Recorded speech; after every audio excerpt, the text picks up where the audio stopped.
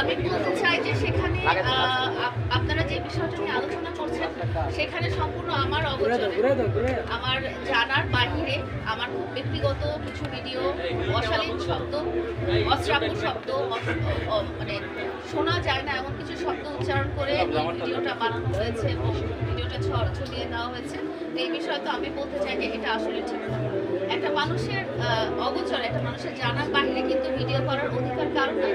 আমি যখন জানছি না, সেই না জানা অবস্থায় কেউ কিন্তু লাইভ করতে পারে, এটা কিন্তু আসলে ক্রাইম, এটা কিন্তু আসলে অপরাধ। আমি জানছি না এই অবস্থা, আমার ব্যক্তিগত অবস্থায় হতে পারে আমি টি শার্ট পরে মালদ্বীপে ঘুরতে গেছি, সেটা অন্য জিনিস, কিন্তু আমি জানছি না সেই অবস্থা আমি উঠছি, বসছি, খাচ্ছি, যেটা করছি সেটা আমার অগোচরে আপনি লাইভে এটা ছড়াই দিতে পারেন।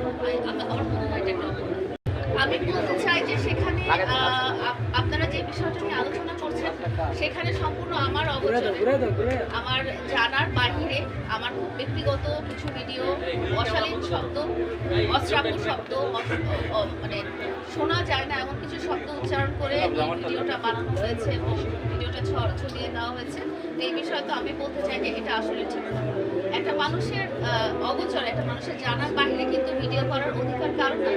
আমি যখন জানছি না, সেই না জানা অবস্থায় কেউ কিন্তু লাইভ করতে পারে, এটা কিন্তু আসলে ক্রাইম, এটা কিন্তু আসলে অপরাধ। আমি জানছি না এই অবস্থা, আমার ব্যক্তিগত অবস্থায় হতে পারে আমি টি শার্ট পরে মালদ্বীপে ঘুরতে গেছি, সেটা অন্য জিনিস, কিন্তু আমি জানছি না সেই অবস্থা আমি উঠছি, বসছি, খাচ্ছি, যেটা করছি সেটা আমার অগোচরে আপনি লাইভে এটা ছড়াই দিতে পারেন। আমার মনে হয় এটা একটা অপরাধ।